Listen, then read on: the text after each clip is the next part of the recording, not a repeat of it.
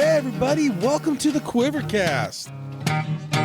You go left, I go right. Man, this wave is out of sight. Going surfing, going surfing, going surfing with friends.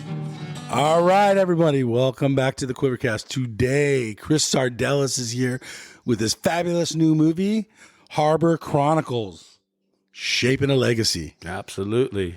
Story of Rich Harbour. The story of Rich Harbour. And his little town, Seal Beach. Seal Beach. Would you ever have thought that Seal Beach would blow up like it has today? It's still kind of underground. It blows up. Is it? Yeah. Only when there's swell. You know, Yeah. Think about it. When do you really see anything happen in Seal Beach? Like, nothing really big. Well, it's Mayberry by the sea. Exactly. There's no protests or anything there. It's just kind of a hidden little gem. Yeah. It's the only place in Orange County I think I would live. Maybe Sacramento, but there. Me too. I mean, I lived there for 5 years. I loved it. It's a quaint Main Street, 3 blocks long.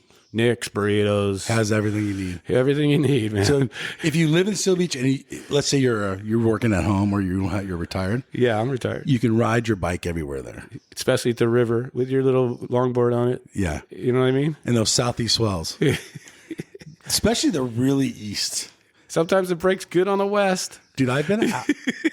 It's breaking. Really? Oh, yesterday was kind of fun. You got to watch it.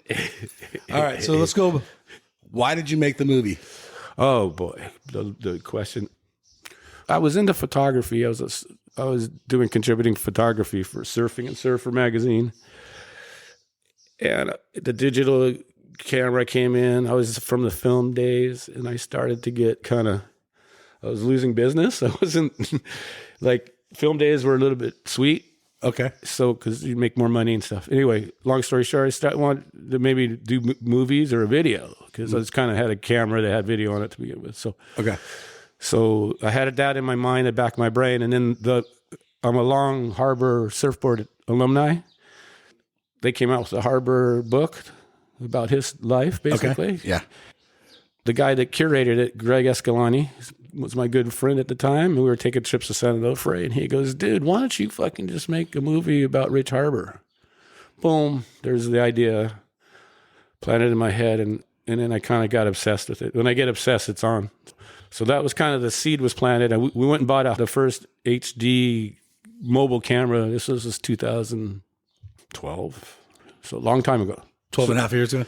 Fuck yeah. Okay. So that's when you started the process? I interviewed Rich Harbour at his house, and I interviewed Roy Crump at his house to kind of get a baseline. The story. So it's about Rich Harbour. He tells me his story. There's my baseline. And I kind of just started searching for a editor to help me. And then I found an editor, Nathan Myers, who worked at Surfing Magazine, so I already kind of knew him. And then he put the storyline together. Long story short, we started interviewing a bunch of people, doing recreations. 10 years later, I find a guy named Mike Bruning, who is a fabulous editor. He's an Emmy award-winning editor. Wow. Yeah, so he comes in to the project. He makes it just into gold. And then we put it together. Joe Escalante, Greg's brother, helps me with the music. Vandals? Yep. Okay. Exactly. A guy named Paul Dunlap redoes the Bay Theater out of love because he's a fabulous art collector and stuff. So he takes the Bay Theater, refurbishes it, looks across the street and goes, where's my first movie going to be about? And then he goes and talks to Robert, who was running the shop. And Robert goes, hey, Chris Sardelis is making a movie about the shop. Wow. Okay. He goes, wow, perfect timing. He goes, I'll preview it. So he previews it, and we've sold out 8 shows so far. Did you have to sell the movie idea to Harbour? Basically, yeah, that's a good question. I kind of just said, I'm going to start interviewing you for the archive stuff. And he agreed. We were really good friends at the time. So he was making me surfboards. I was riding his boards and stuff because he's all about marketing. He knows that you got to market yourself. And to that, he just kept going with it, and he trusted me, and he opened up. He gave me all his footage and everything, everything. You'll see it when you see the movie. You'll see it. And then he was really good friends with a guy named Greg McGilvery who made 5 Summer Stories. Oh yeah, huge. Yeah. So I went to Greg, and he let me use all his footage he had. So the footage, the footage in the movie is amazing. Yeah. So was Rich worried about his legacy? No, his legacy was already planted. He's just very open to marketing. Okay, so all about making a buck more than not so what much. People think of 100 years. Not so much about a buck at that time. It was more about he wanted people to know the story that he has done. Like he's contributed to the surf culture. Like huge. Yeah. So he's very open to giving the information and stuff. You know, he's taught various people how to shape. He's always been a sharing type of person. So. And that's why people love him. He's a father figure. That's another reason I made the movie. He's kind of like my father because I didn't really have a father for about the first 15 years of my life. And when I met him, my mom died. It was a critical time in my life, and he was kind of there for a little structure for me because I had to work for him. So I was seeing him every day like a dad. Yeah, he was giving me advice and very lenient on me, tolerant of some of my actions, so to speak. So he obviously cared about you, but did he care about the path you were making yourself? He always gave advice that you took. So he's saying, you don't want to be a salesman your whole life. You want to, and then Denny Buell was coming into the shop, who was a team writer, and Denny Buell was a fireman. So he suggested, why don't you be a fireman? And then Rich and him, and it just started snowballing. So I started taking classes because of their suggestion. And so let's talk about Rich's personality. His personality towards you was, take my advice. What if you did not take his advice? Did he cut you off? No, he'd let you know, man. He goes, hey, fuck, dude, you're not doing the right thing. Okay. He's very to the point about everything. Like, hey, you got to do it this way or it's not going to work out this way. You know what I mean? It's Rich Harbour was funny and just stern and all the above. He was the whole package. There's several of me. There's several kids that identify him as a father figure. That helped bring up. Yes, as he started in 1962. At that time, for making a movie, he was the same age as his team writers. Not let that sink in. Yeah. How good of a surfer was Rich? Not too good. Adequate. Adequate, okay. He came from this lineage of craftsmanship. His great-grandfather was a blacksmith. His grandfather was a blacksmith. His father was a gunsmith. Oh, wow. Okay. In elementary school, he was the best woodshop kid they had. In high school, he was the best woodshop guy. He started taking interest in balsa and all that, the surfboards, and it was just a natural progression for him to be a craftsman. How did Rich show up in Seal Beach? Him and his parents, they lived in L.A., and his dad was working for McDonnell Douglas during the war, crafting stuff. So he was a machinist. Okay. That's in Lakewood. So that's where McDonnell Douglas was, where Boeing is now. So that attracted to him. And then they just went to Seal Beach and found Seal Beach, which was fairly cheap for them because of the job he was doing, right? It's wartime. Everything's cheap, right? So they bought a place at 1510 Ocean. Okay. So and the houses are pretty small there, and but I mean back then all houses were kind of small. That's what I'm saying. The style was it's 2 bedrooms, 3 bedrooms, 2 baths if you're lucky. Right. Yeah, right. you know, moderate. 1,100 square feet was the average. You know, even less. You know, so. He started walking down to the beach, or did he talk about it? Yeah, well, he talks about how. Well, I'm basically just telling you the story. So, perfect. Okay, keep it going. Well, do it, or you want to wait to see the movie? See, I don't want to. Okay. Yeah, I don't want to tell too much there. Okay. Yeah. I'm trying to get Rich's background. Yeah. Oh, so the people know. Let's start at his shop. His shop is like the oldest running surf shop in the world today. And I've told manufacturing shop. Yes, producing surfboards on one location. Still today. So they're still doing it today. And I know there's turmoil in the past. Oh, yeah. Where neighbors would get angry with them. Yeah, that's the evolution of life. You know, that's just, he got away with a lot of stuff for a long time. So, as society goes, I think we get more structured and more laws and all that stuff. So, that's what happened to Clark Foam. Same thing. Clark Foam got away with all that stuff for so many years. They make a thing called the EPA and they put them out of business. So so it's basically the same thing. How did other shapers or surfboard manufacturers feel about Rich, and how did he feel about them? Is this in the movie? I think no, but basically everybody was kind of equal peers. Everybody was doing it for the business. Were they competitive? Well, the thing about Harbour, he's so isolated that he didn't did not have any competitors. Huntington Beach would be the closest. And then Long Beach didn't have anything. Right. And then San Pedro didn't have anything. So your next thing is the South Bay. Right. So which was huge at the time. At the time he started, the 605 was not made. Yeah. Hear me out. 605 is made just a few years after he opens his shop. Okay. who would get on a 605 to come down? People from Whittier, Long Beach, Norwalk, everywhere inland. Yes. So you have all of a sudden you have this a group of 50,000 kids that want to surf. Yeah. So they go down to 605, and 605 dumps off. The last exit is Seal Beach. Back then it was Seal Beach. Yeah. Okay. So they make a left turn 2 blocks. There's a surf shop. Yeah. So boom, all of a sudden he's the man. In the movie, do you discuss his passion for surfing? Yes. Okay. I don't want to tell too much. That's what I'm saying. That's what I'm trying to go around that. Okay, so I'll tell you Give us this. the gist of the movie. The gist of the movie is structured. It's a 3-way structured. It's a storyline of Rich Harbour, his life, how he started the surf shop. The second line of it, there's history of Seal Beach from the beginning to now. So Seal Beach used to be a gangster town. I don't know if you knew that. Nope. Used to be a gangster town. The movie tells you this, and it tells you the storyline of Seal Beach to becoming what it is today. Mm-hmm. A very affluent area now. Yeah. The third line is the actual evolution of the surfboard. Okay, cool. Because Harbor's stayed open through the whole evolution of the modern surfboard since balsa to present. Okay. No other surf shop has made that journey. Wow. So when you're telling the story, obviously you're telling the story of the surfboards at that time. So you go from a big giant 10-foot log to, a 6.0 thruster. Yes. He's seen it all. So everyone that's came out of the movie so far as people that do not surf have go, wow, I learned a lot about Seal Beach. I learned so much about surfing that I didn't even know. Now, let's talk about the movie, the process of making it. You're making the movie, you bring all these names up. Is everyone that's affiliated with this movie? Like you have an editor. My editor was not a surfer. That's, I think, what made the movie a little bit more touching to the non-surfer. Okay. So you think it made a difference? Well, yeah, because it come from a guy that doesn't know the difference between a twin fin, a tri-fin, or a single fin. But now he does. Okay. He's kind of an expert now. So, but in the making of the movie, from his point of view, there's a lot of other stuff that comes in that's non-surfing. That we wouldn't understand. You understand it when you see it. It's it's life. But we may have missed it as surfers. Well, it's like Rich Harbour. He brought in Rich Harbour's mom, who had an integral part of the surf shop. Oh, okay, I didn't know that. So like a non-surfer, a surfer would just go, no, let's just talk about the surf, man. 100%. I'll surf. Right. No, he brings in these other aspects of Harbour as just a perfect family man, everything. So that's the beauty of the editor. Okay, so go backwards. You're talking to your buddy, you're standing over, you decide to start filming and seeing where this process goes. When did you know you had gold?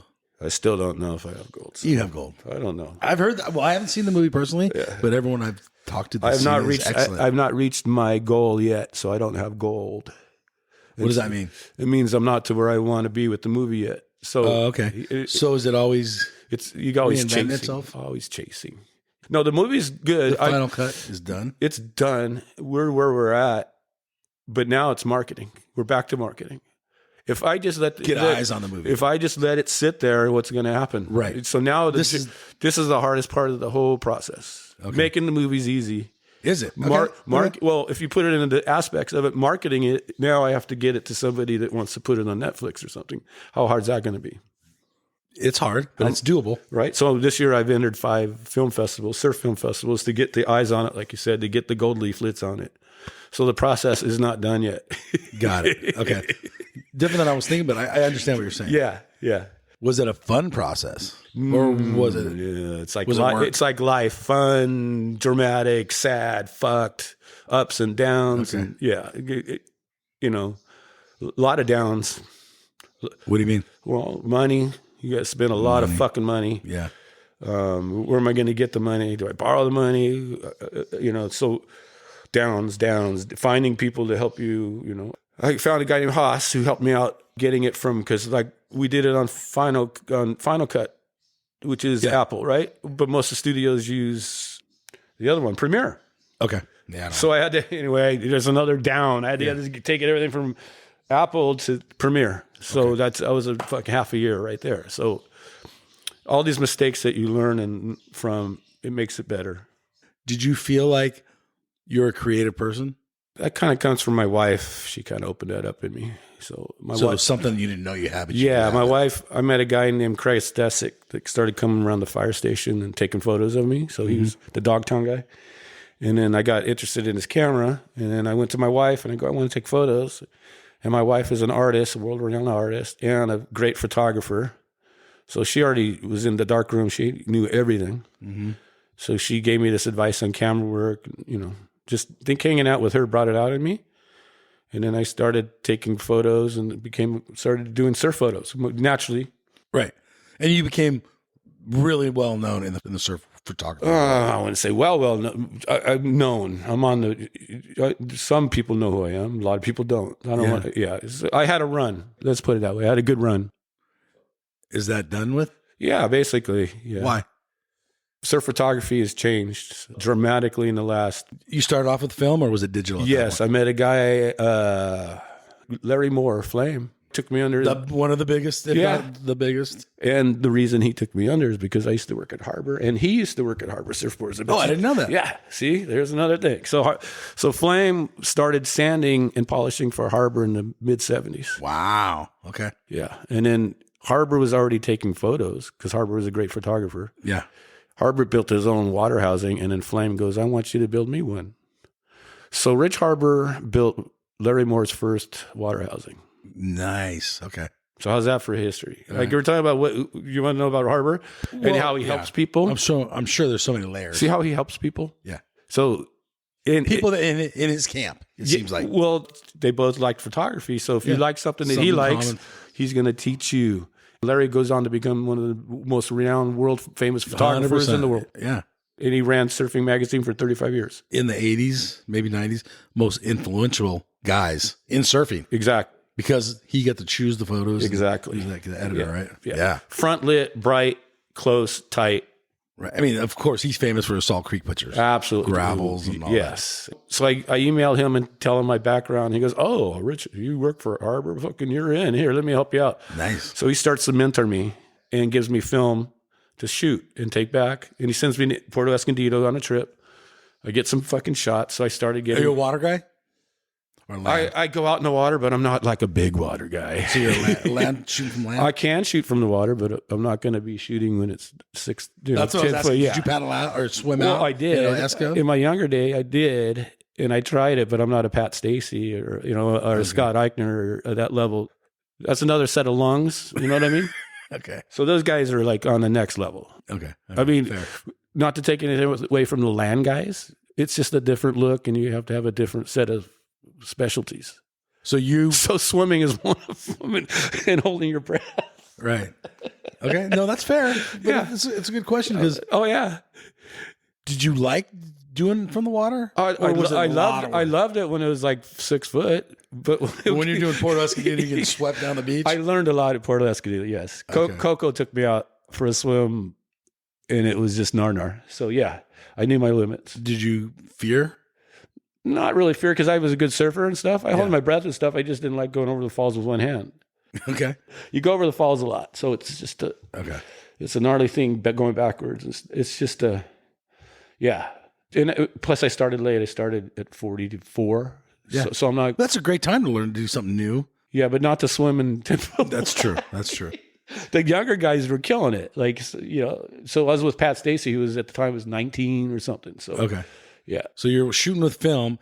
Do you go to digital? Oh, yeah. I went to digital. And in Surfline, remember they used to do the photos, the swell features? And yes. That's where I got a lot of play, too, because I was working Seal Beach. Yeah. You talked about how Seal Beach kind of got on the map. That was part of the deal. So you blew it up, partially. Partially. I probably had a little bit to do with it, yeah. But it got to the point where you couldn't... The digital camera made more people have cameras, so you couldn't regulate it as like you could with film guys. You had to dedicate yourself, and if he showed up at Creek, Flame would tell you leave. Good. But that's his spot. But when 10 guys show up, you can't tell 10 guys to leave. It's 10 against 1? Well, it's just, they'll sue. What are you going to do? Yeah, it's a different world. It's a different world. So digital, 100%. At that time, everything was going different world. So it wasn't just me that blew it up. But I was there, because I lived there, I got it more than a lot of guys. You could check it 10 times a day. Right. But then it started just getting to the point where it just started getting really blown up. So how did you feel about it blowing up? Partially because of you. The magazines in the day would not run it because they shot film and it was backlit. Mm-hmm. So you could only use it in a black and white kind of thing. Oh, okay. So it wasn't on the map until the digital camera allowed you to kind of open up your Tweak the colors or something. tweak the colors and make it a little brighter, and then that's when it started getting exposed. I mean, Jeremiah Klein, who was a boogie boarder, that worked for Surfline, was shooting it with me at the same time. So it was kind of, it is what it was. So, okay. Yeah. And he's a good friend of mine. So we were just, hey, what's up? What's up? And I was getting older, and I'm not going to chase. I'm just going to go with, I'm try to beat him with the best photo. Is what you do. So, Okay. Yeah. What was your specialty, you think? How your photos look? Were you always trying for a new angle, or? I always like backdrops, so I always try to get something in the background to give it perspective. Like Esther Island or the Esther. Yeah, I did my Esther shot. Yeah. I don't know if you saw that, but there's always try to get or perspective, put someone in perspective. Okay. Like a surfer or something. But yeah, the line gets thin, and it's a picture of a surfer or a wave. Right. You check it in the morning, let's say south side's, it's going to bust, and a couple hours the tide's dropping. Do you have a handful of surfers or bodyboarders you're calling to say, yeah, absolutely. Let's get down here. Let's do work together. So that was the game plan, the crew. You get your crew together, right? And then your crews have the sponsors that you try to sell the photos to. There you go. But then when you go to a place like Seal where there's 10 other guys shooting, the other guy may get the best photos. So you're fucked. You're bringing the talent to everybody else. That is true. So you try to go to places where there's not other photographers. You take them to Surfside, try to get a backdrop. See what I'm saying? Why everyone's at Seal, you have to sacrifice one for the other, what you want to do. So, yeah, if you're trying to make money and you got a crew, that's how it used to be. You don't really take them to a populated spot, kind of. Southside, are you bringing non-locals to Southside and inviting them? Well, and did you have a favorite surfer to actually shoot with? What's a local? The guy that lives weird. there? That's the thing about Seal Beach. There are the hardcore locals, the Chazes, the Chadwells, Ryan Simmons. But I'm from Long Beach. Right. But you're always from Long Beach, and they know you're from Long Beach. They know I'm from Long Beach. Well, let me ask you this. So there's two levels. Where do you think Sean Collins is from? Probably from Long Beach. Yeah. Who do you think he used to hang out with? Who he wrote for? I don't know. Harbor. Okay. Yeah. I always wrote for Harbor. So Harbor brought Long Beach people in. But he wasn't a Seal Beach guy either. He was a kid when he, yeah, that's true. Now we're getting... Yeah. They're getting. I'm just okay. My point what is localism? Okay, localism is the guy that's at the same spot every day. It doesn't matter where you're fucking from. If he makes his in ways with the locals that live there, he's a local. So in my opinion, this is my opinion, and I usually don't bring my opinion up in the interview. Yeah. If you can ride your bike there, you're a local. I rode my bike from Long Beach. I did too. Well, I see some of the Seal Beach guys, and a lot of them rip, and some don't. It's a different time. Yeah. In our era, we had a good crew. We had David Sowers, Mike Morgan, Jeff Wells. Dennis Ward. Let me go on and on and on. 100%. Kurt Osberger, Steve Sweet.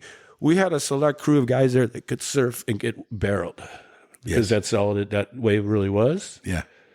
So, but Northside is rippable. Yeah, but the boards that you were riding back then weren't as rippable as they are now. So I'm talking 70. I'm going 76 to 82. Okay, yeah, the shitty boards, but the wave allowed if you were good enough, you get pintails. Yeah, but then I went to twin fins and single fins. And those I think twin fins would work excellent at Southside. Yeah, and the sand was better. I think it was absolutely. Yeah. The waves. So you could surf almost on a medium tide, and even high tide, you can kind of catch some. I would surf it in the summer. The sand was so good. I would surf it summer afternoons all the time during the high tide. And it would be angling into the like this, and you get that little angle wave, and just you get like two little things. That either get eaten in the sand, or you would try to kick out. You would have to wait for black ball to go away. And the sand was better in my day than your day, probably. Oh, absolutely. Because I remember going there in 78, 79. That winter wasn't as big, but the sand was so good. The stand-up barrels were insane. I wasn't to that level yet, but I was on the corners watching it. Yeah. I was watching the guys because it used to be all next to the pier. Okay. Now it doesn't break next to the pier. Oh, okay. It used to come in and rebound off the wall and make a big A-frame. Yeah, but the sand's all fucked up now, so it breaks from 10th Street south. So that's basically...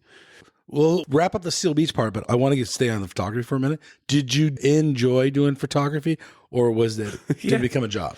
No, I enjoyed it. I was a fireman too, so it was a part-time gig. Were you doing it for the love or for the money? Love. I was a fireman. I had money. Okay, that's my question. Yeah, that's what I'm saying. I bought the film myself. I did it all myself because I loved it. Did you make money, or did you lose money, or did you break even? Made money. Oh, good. Yes, that's cool. Yes. Did digital ruin the digital star. Yes, it ruined everything for me. I mean, now it opens the gates to everybody. So all you got to do is grab a 70 to 200 and a Canon and fire away. What about water housing? Water housing. Is it expensive? But okay, where are you going to sell your photos now? Well, that's another question. So I've talked to photographers. So what is surf photography now? It's back to being just a passion. It could be, or you can. There's maybe 5 guys that make money. Maybe, I don't know. I guess, but you can do an art show. You can. Okay. I mean, there's some beautiful photos of digital that I would. But you're not people that have money that want to live by the beach, maybe want, huge shots. I don't want to take anything away from guys like Aaron Chang that do that. Like, is Aaron still doing that? Yeah, oh yeah, and he's got his son doing Saxon. It. Yeah. So nice kid. So if you market yourself, back to marketing, if you market yourself in the proper way, I think you could market anything. Okay. But most surf photographers aren't good marketers. They're not. Yeah, it's hard because it's and Instagram and Facebook and all these things. You're not making money. I mean, unless you get the sponsors. It's all about the sponsors. But the sponsors usually hire their own kid for half the price. Is there too much content out there today? Oh yeah. Yeah, I feel the same way. Yeah. Remember the rush of waiting for the new magazine? 100%. I miss that. To some degree, it comes back with like Surfer's Journal, but it's really not the same. So what I do every once in a while is I got all these little surf kids on the block. I'll bust out a little magazine and give it to them, and they'll take about 5 seconds, and it's on the ground. Right. They can't fucking get through it.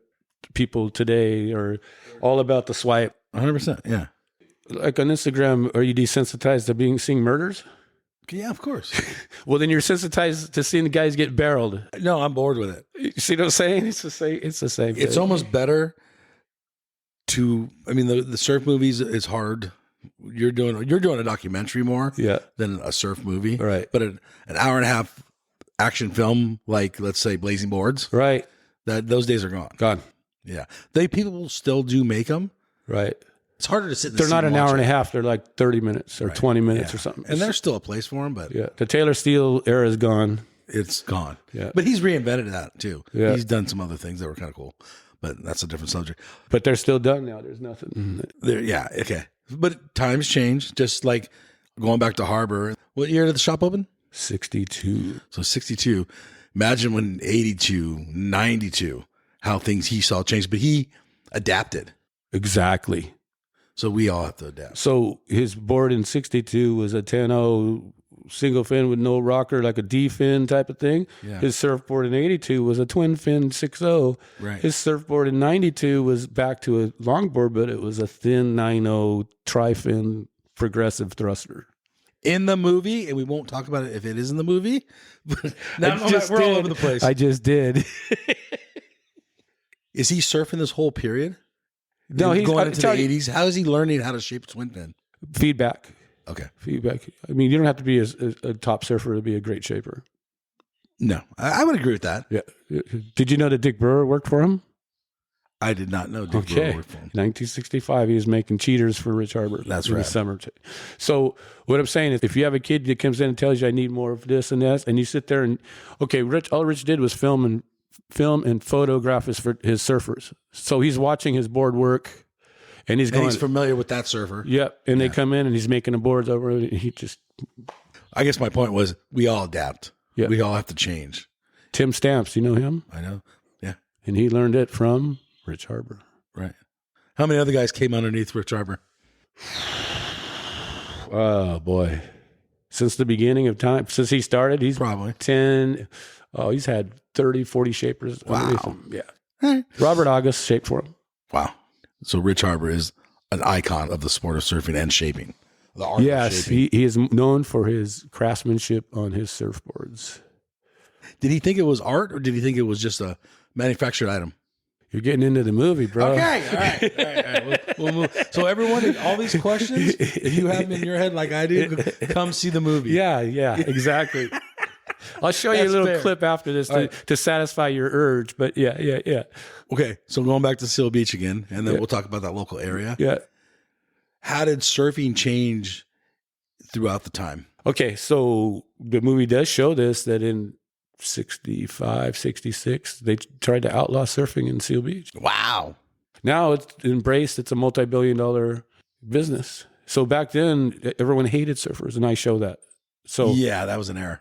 So that was the dirt bags, pot smoking, hippies didn't want to have a Cops job. pulling their guns on guys surfing on our side, all sorts of shit. Yeah, dude. That's sweet. So like, So cool. So the town itself grew up along with everything else. So yeah, and it used to be a Rough Rider town. All the oil workers used to live there. So now we're going to talk about Chris's perspective on how it changed. Well, it's Mayberry. It's when Harbor got there. It was Mayberry. Is surfing what Seal Beach is today? Surfing in Seal today is totally different. There's no crews that hang out at the shop. There's no kids that cluster together at the pier. Society's different. So, yeah, you don't have the gang of kids hanging out anymore. That I don't see. Because dad's taking them and driving them home, and dad's either relearning how to surf or he's just learning how to surf. Yeah, because so the sport is not a. It is a sport. It's not a subculture anymore. It's not a culture. Yeah, that's not true, but yeah. Well, every sport has its culture. Yeah. So. Now, I remember surfing in the 80s when I started, right? Yeah. Early. I would say I think I stood on my first surfboard in 1980 on north side of the pier.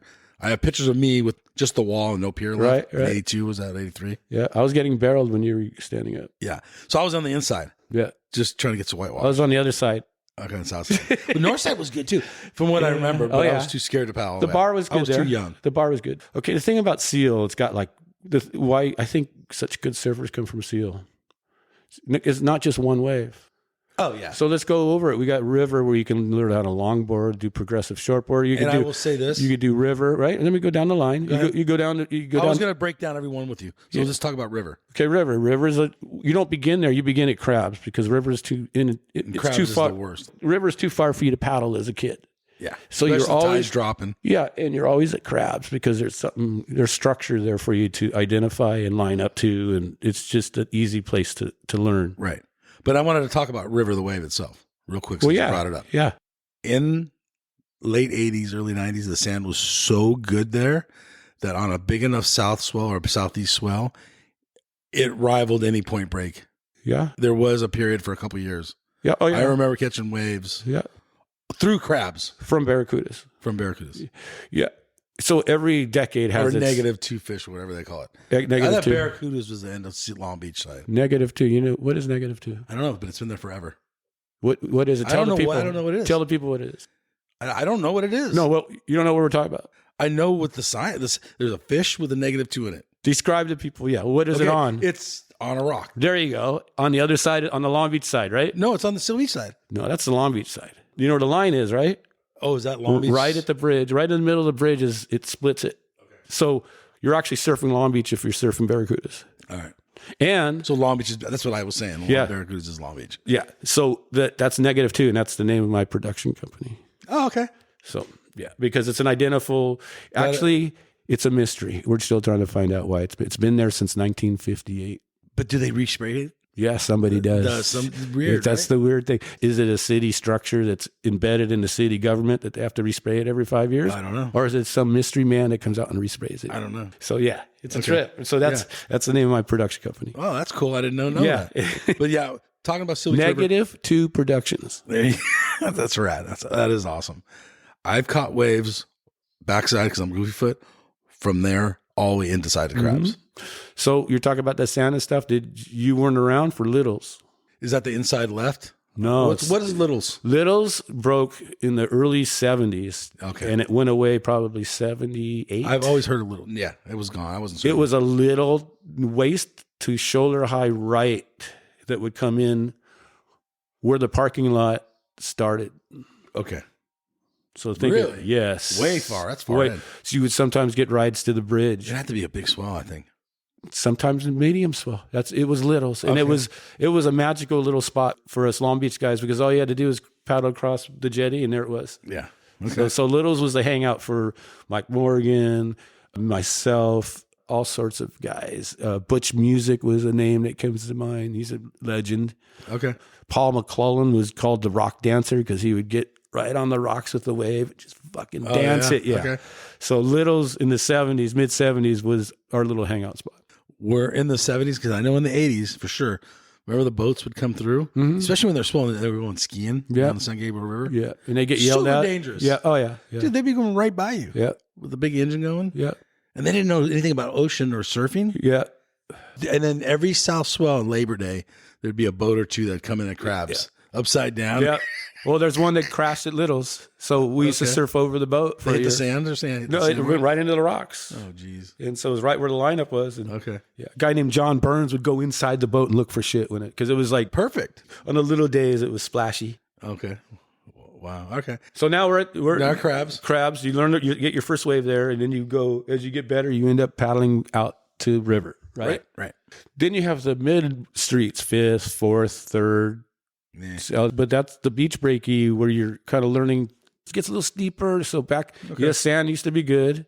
So you could catch 1 or 2 turns on it. That's where you get away from everybody during a swell. Then you end up to the north side, which is a performance wave off the sock, right? Then you have south side. Yep.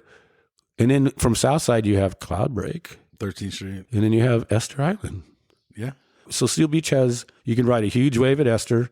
Well, how often does Esther work? Once every 10 years? 15 to 20. But it's still there. Yeah. It just broke last year. They did.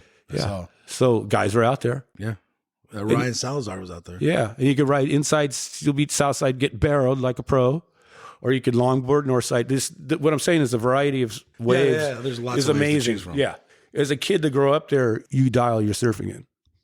You don't have to travel far is what I'm trying to say. When they're swell. Yeah. But there has to be swell. You could also go flat for a month. Yeah, but then you longboard. You can go smaller than longboard can handle. Yeah, I guess. It can get too small. What did we do as kids? Back then, my parents didn't drive me around. I just dealt with it. You had no choice. Seal Beach is kind of covered. Anything else you want to talk about Seal Beach? I mean, the people of Seal Beach, the characters of Seal Beach. I remember on the good swells, I think you were friends with the guy Ray and Spitzer? Yeah. Okay. So that's what I remember being chased around. I used to hate that guy. But then we became friends. Yeah. He started. He would wear booties with the spring suit on. Well, yeah, he was classic. And he was a pretty good surfer. Do you know that he could play guitar like Jimi Hendrix, like a motherfucker? No, but I know he lived on 15th and Loma towards the end. Yeah. Yeah. So he just passed away a few years ago. Yeah. And I like that guy. Him and his brother Herbie started the first surf shop. I know it was Rainbow Bridge. I didn't realize then that they had a legacy. I didn't realize that because I was too young and I didn't care. And I was day glow, and they were still kind of staying in that 70s when the twin fins. Well, yeah, it was weird boards. I rode for him. That was my first sponsor. So tell us about that. Okay, yeah. Rainbow Bridge was on 7th, right across the street from Cal State Long Beach. Where the 49er? Yeah, right next to the 49er Tavern. I don't ever remember that shop, but okay. Well, you're too young. Yeah. Right next to the little gas station. You must have been like 10. Probably. Yeah, but I was surfing. I was riding my bike there. Still, you're only 10. Yeah. Okay, I was 20. Yeah. Big difference. Huge difference. He's different. So you're not going to remember it like I do. So he had a little shop there, and he was making fishes because he was friends with Ben Ipa. Oh, I didn't know And Ben Ipa would come in the summertime and ride around with him and Danny Herrera, and he would take him back to the shop and show him how to shape these twin fins. And nice. So he's making these really fun twin fins. So I started riding. We went from single fin to twin fin there. I was riding a twin fin for Herbie. So Herbie Spitzer was the shaper. That's Ray's brother. Yep. And he was in the movie about Signal Hill skateboarding. He was a skateboarder. So going down Shell Hill? Yeah, Shell Hill. So yeah, and they're both passed away. But Herbie was a early skateboarder of the Compton pools. Wow. Okay. So there's a legacy there, and there's a good little crew there. So because it's Long Beach, so that's right. I used to hang out with that shop. Meaningful place to me. So yeah, cool. Yeah. How long did that shop hang around for? I think it was open for like a year and a half. Okay. I think when it closed, I went to Harbor. Okay. Yeah, I got sponsored by Harbor and then started working at Harbor. Can Long Beach sustain a surf shop, or is it impossible? If it had fucking waves, it could. Right. Okay. But as it is today, as it has been for 80 years. No, you're going to. Never. Nah, Right. I mean, nothing There's huge. been a few here and there that have tried. Yeah. Yeah, I don't even think a skate shop can survive. Well, nowadays with Amazon, it's hardly anything to survive. Yeah, exactly. I mean, it's like the digital camera, dude. It just ruins everything. It does. All right. So yeah, the Herb guy, I remember that crew, and they would only show up when it was good. Uh-huh. But I was like, I'm here all the time. I remember way more than you. We'd fight. But you're a kid. I was a kid. And I thought these old guys got out of my way. You're a kid. And then I remember seeing you on a longboard. Oh, that was later then. That was like in the 90s. Yeah, I didn't say start late 80s. No, I didn't start riding until 90. 91, 92. So it was 91. I was still surfing out there. Yeah. Because I still live right there. It was me and Mark Burke. Yeah, I remember that guy. And Wiggy. I remember Wiggy. I love Wiggy. That guy, he was the only longboarder I liked. He was the nicest guy. Everyone loved Wiggy. I would stop. He was the nicest guy. I'd stop at the Wiggy house every morning. Yeah. We'd have our little routine. Yeah, I love that guy. We would watch. Is he still around? I think so. Okay, cool. Yeah. But we'd watch these old longboard movies and just fucking get amped out. Get amped to go surf. Yeah. Go surf 2 foot. Yeah, 1 foot fucking north side. But it had, like you said, the sound was good there then. It was fun. And I do remember, like, in high school, I'd be watching, because I went to Wilson, I'd watch the flags, and we'd ditch. Yeah.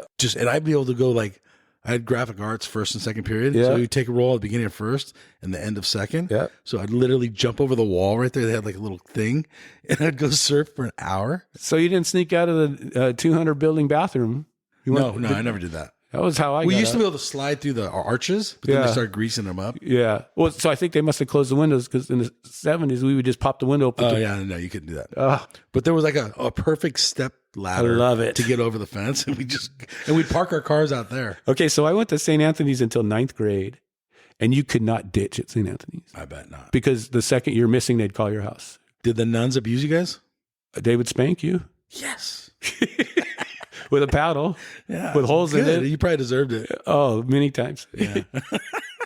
So when I went to Wilson in 10th grade, it was like fucking heaven. Oh, yeah. All you got to do is almost fucking unsupervised. Yeah. All you got to do is fucking ditch second period. You're done for the day, because they do check-in at the end of first period. Yes. Yeah. Or when you get your read mitt, when they weren't looking, we used to, remember the stamp? The time? Yes, I do. Did you write yourself notes? Yeah, absolutely. Excuse my son for missing school today. He had a doctor's appointment. Mr. Ware was my counselor. Yeah, I don't remember him. Anyway, I got kicked out of there and went to Reed. So how was a surfer accepted at Reed? Because I would think it would be all gangbangers. It was. But I was the worst of the worst. But I was already from West Long Beach. I already knew how to deal with it, because I lived the West Side my whole life. I kind of knew how to deal with it. I got kicked out of the Reed too. I got kicked out of Reed for trying to buy angel dust. Really? Okay, what is angel dust? It's PCP. Yeah, I don't even know what it looks like. I've never seen it in real And they life. used to put it on mint leaf. And cigarettes and stuff too, right? Was it good stuff? It was weird stuff. It made you feel weird. It's just when you tried everything when you were a kid. Back then, is that stuff around today? I don't even know. Who would even try it nowadays with fucking fentanyl? Back then, it was so experimental. Acid, everything was like so, it was everywhere. It's crazy. We're jumping all over the board, but during this period we're talking about in the 70s, 80s, what were you listening to music-wise? Oh, and did that influence how you behaved? Music. I love music. So anything from disco I love, to Ted Nugent when I skated, of course. Aerosmith, all the heavy metal bands, Led Zeppelin, all of them. I loved them all. I didn't really get into blues until later, and I figured what I was missing. But I was listening to it with Zeppelin, because Zeppelin was kind of bluesy. So I know like Jack Grisham and all these guys. So these guys are this whole punk thing. So they're a different attitude. But they were skaters. There was a whole point in my life where I stopped surfing, probably when I was 18 or 19. For how long? 2 years. 18, okay. Yeah, and I just skated. I mean, I'd surf once in a while, but it was just fucking skates. Because there were skate parks everywhere. It was like fucking a perfect wave every day. Yeah, I don't know. If you can imagine. I don't get that, but okay. But you go to Half Pipe and there's no one there. You get, and it's new. It's all fucking fresh. Everything. Why wouldn't you go skate for a couple hours and then go surf? Well, you used to sweaty and dirty. You used to, but gotta rinse off. Well, you would surf in the morning and then skate when it got windy. Yeah. Okay. Yeah. Right. So it was a full life, but I was just about skate and traveling to all the skate parks and stuff. But the cultures are changing too, though. So punk and skate they're kind of together. Of course. Yeah. So Grisham's a boy. He's long time. Yeah. Long time. The whole crew is awesome. I skated with him and Todd Barnes and those guys. So, yeah. I grew up with that whole crew because I was from the northern end. This period of time, what are you thinking you're going to do with your life? Were you just living day to day? Aren't we all? Like, my mom was. You had no plan. My mom was sick. I didn't know what the fuck I was doing, and she died. I still didn't know what I was doing. I was working construction, surviving. Yeah, and my stepdad was helping me out, and then he says, "You got to get out. You're old enough now." So, then I worked at Harbour and a gas station to survive until I got it. So I worked 2 jobs until I found out about the fire department. And I started taking tests, and I got on the brush camps, which wasn't really the fire department, but it was. but it paid 4 times the amount I was making at fucking Harvard. So Right. Okay. I was able to buy like a nice car, and then I got on the fire department and I was on my way. Like it just kind of walked into it. Would the fire department today hire Chris back then? Probably not. That's the question. The life you lived, well, is not who I figure they're going to be hiring. I think today. the background checks are more today because of the internet stuff. I probably would have said something stupid, or you know what I'm saying. So, like, dude, if we were in the internet in our day, come on. Yeah, no, yeah. With phones and stuff, everything you're doing, no, Yeah. Come on. Okay. Like, think about. So, are you saying you worked hard to become a fireman, right? Oh, absolutely. Yeah, time put in. Did you ever think about quitting? Like quitting during the process of I usually when I get obsessed with something, it doesn't like the movie. Yeah, there's no quitting. Or photography. Or surfing. Or No, surfing, there's no skateboarding. there's no quitting, dude. Okay. If I don't get obsessed with it, then I may give it up. Is that good for you or bad for you? It's just whatever It's whatever who you are. whatever my brain grabs. Does that make sense? Like whatever I Yeah. Who knows what triggers it, but when it's triggered, it's on. Have you tried to change that? No. Too late now? It's worked for you. Yeah, I've had nothing but positive results from it. I haven't had any negative. Like So do you hasn't obsess over whatever you're doing? It's not obsess. It's everything. It's obsession, compulsion, determination. Mm-hmm. I don't want people to see me fail. There's all sorts of stuff going on. Like, Do you feel accomplished after? Once you start something and you quit, you don't want people to see you quit. Good point. Yeah. Yeah, I don't want to be. Oh, he fucking started something. He said he was going to do this, but he never did it. Like, so photography, movie making, firemen, working with Rich Harbour, all these things you love to do. Love. I'm obsessed with them. Yeah, As in love. I loved everything I've done so far. Yeah. Okay. You can go through hard times and still love it. Does that make sense? Okay. Yeah, that's what I'm asking. Yeah.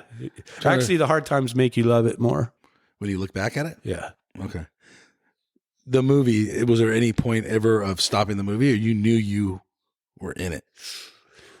I had a couple points where I was like, should I? And then my wife says, no. You always need a little push once in a while. Yeah. And if you get a push, you're back on. Okay. Does that make sense? Like she's with me. Okay. She's not against me. Mm-hmm. I have nothing to lose now. Let's go. Like, so you put yourself around people that are going to help you. Yes.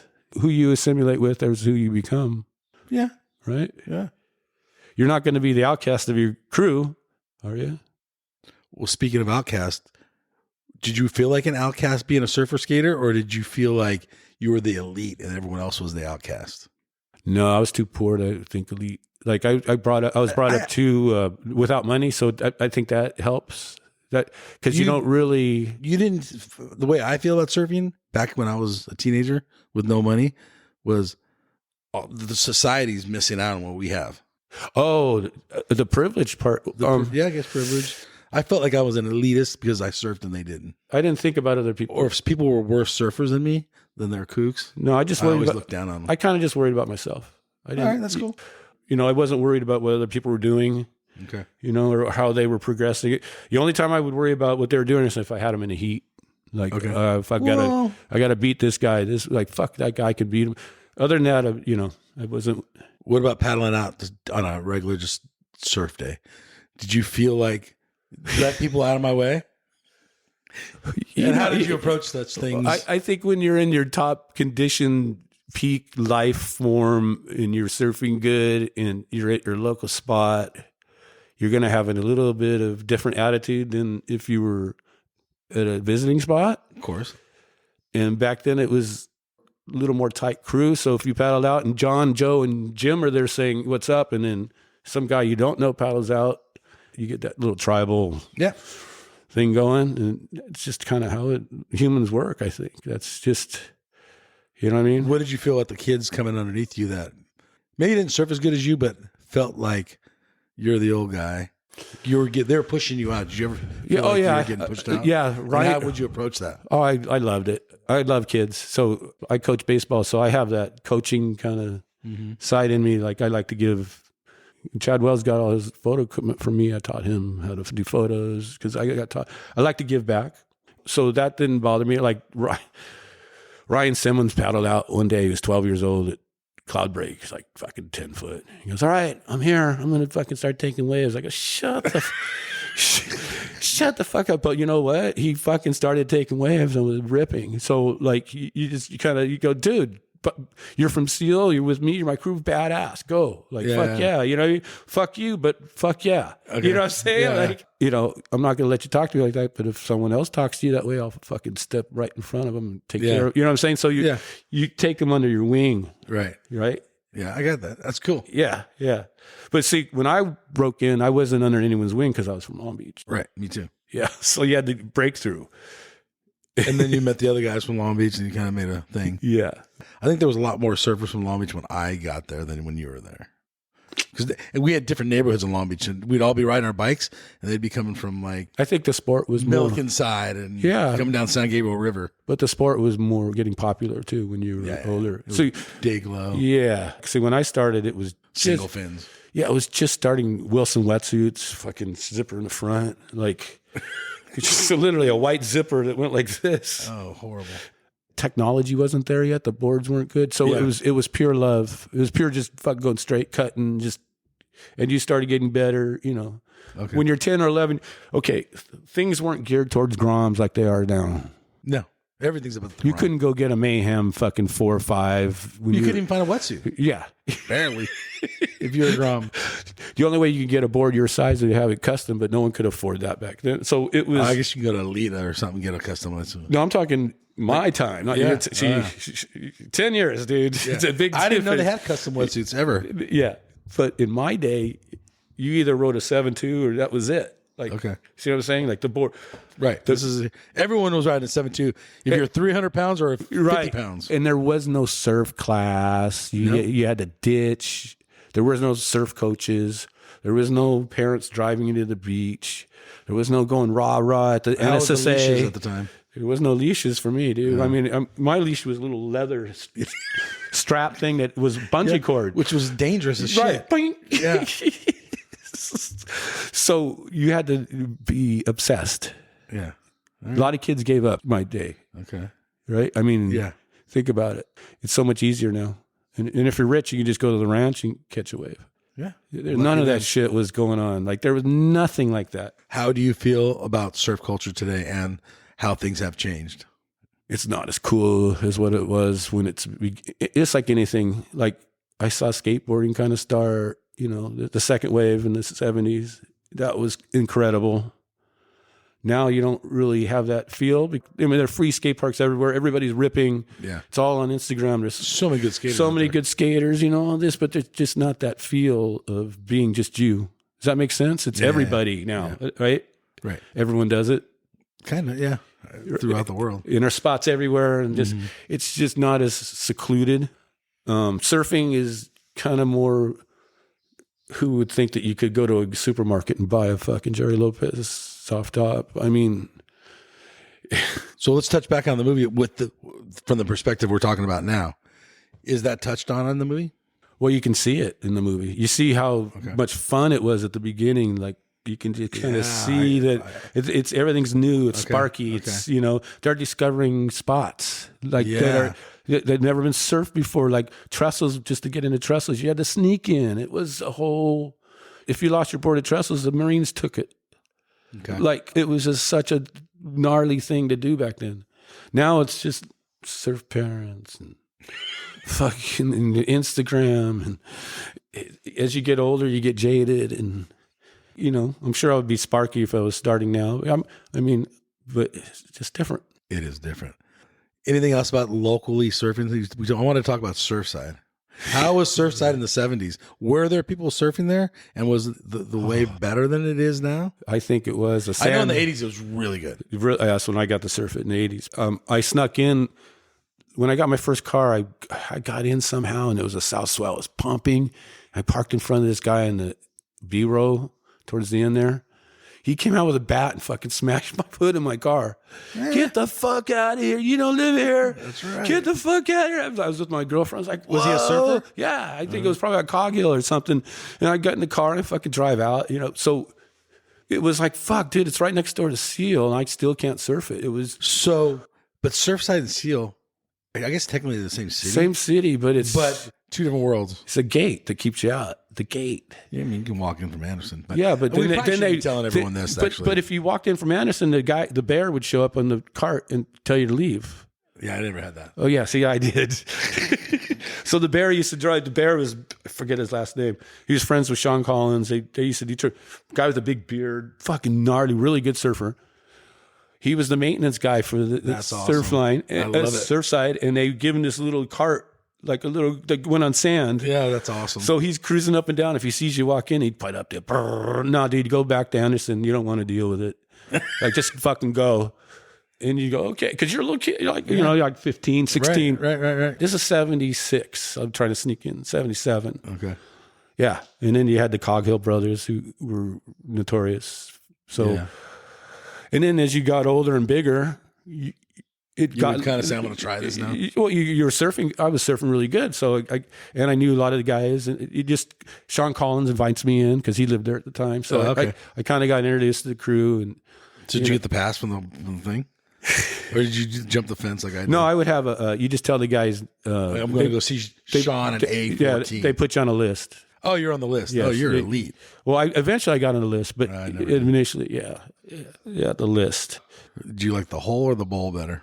Oh, the hole was. They're both the bowl is way better. In my time back, okay, so in the 70s, I thought the jetty was better. Yeah, but then in the early 80s, we had a lot of South Swells.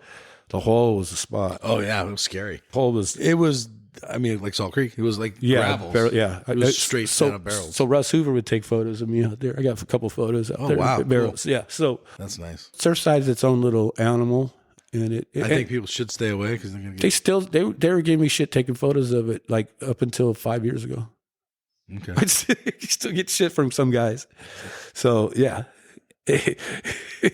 We probably shouldn't talk about Surfside, but it's too late now. It's fucking... It's Southern California. It's 2025, man. I don't think there's I know in the 90s, they dredged it and ruined it for decades. Yeah.